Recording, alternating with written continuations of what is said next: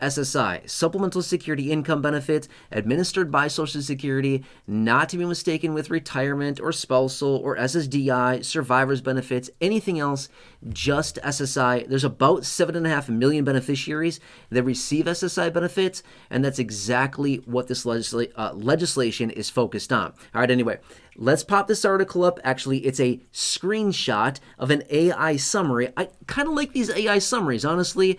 It displays everything in a really clear and concise method, and it looks pretty good. So I kind of like these summaries. It's just very short, straight to the point. I like that. Anyway, so there's 3 different screenshots here that I want to share with you, and these are the details of the SSI Restoration Act. Now, I've said this many times before.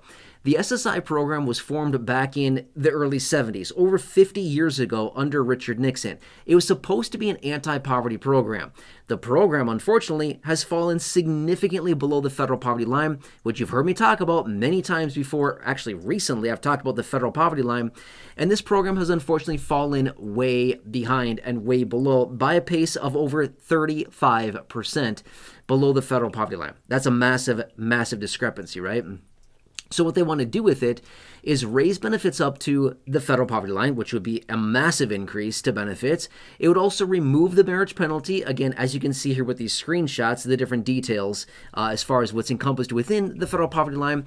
They also want to increase the asset and asset levels, as in cash or cash equivalents for SSI beneficiaries, from $2,000 and $3,000 up to $10,000 and $20,000, allowing SSI beneficiaries to have a bit more money before they basically get kicked off of the program and see a huge reduction or garnishment to their monthly benefit because you have a little bit too much money in the bank. And beneficiaries get penalized for that, which is really, really weird. It's a really bad provision. Why would we penalize beneficiaries for having a little bit of money set aside if they're even lucky enough to do so, which most people are not able to because the benefits are so low that it doesn't really allow for any saving of any kind whatsoever to set a little bit of money aside. And I think anybody on SSI can probably agree with that like the ability to save anything is like virtually non-existent, right? Anyway, as you can see from those screenshots right there, really, really good piece of legislation. And by the way, I get questions on this pretty regularly as well, which is, has the marriage penalty been eliminated? Did they remove that yet? They did not remove the marriage penalty. Now, coming back full circle is I wanted you to see the details of the SSI Restoration Act, how good it really is, all the details within it, things like that. And now come back and talk about where we currently at with this. Did they pass it? It has not been passed as of right now. However, as you can see here with these screenshots as well, down at the bottom of the last one, it kind of gave some dates there where it's been reintroduced multiple different times. It's been a little while since it's been reintroduced, but as of right now, still hasn't been passed quite yet, okay? They have implemented some major changes around Social Security, and again, remember, anytime that they implement changes to Social Security, a lot of times this also impacts SSI simply because SSI is administered and basically managed by the Social Security Administration. So therefore, some of the changes that are announced out of Social Security also do impact SSI, but not all the time. Again, I always clarify that. But point being is that this is still a very good piece of legislation. I really wish that they would do this because it's very much needed for the beneficiaries.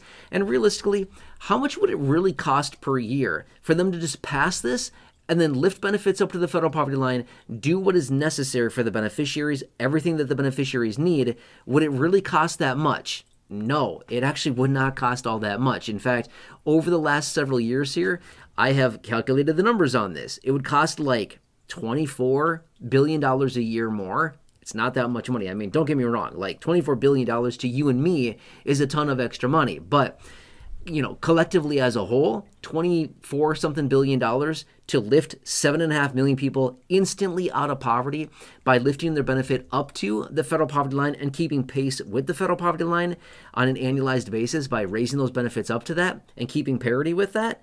Would that really be that big of a deal? As in the cost and what would happen with that money? We all know what happened with the money. It'd flow right back into the economy. It would literally just give these individuals more purchasing power to buy the essentials, to buy the necessities that they need, and then the money would basically just be put right back into the economy.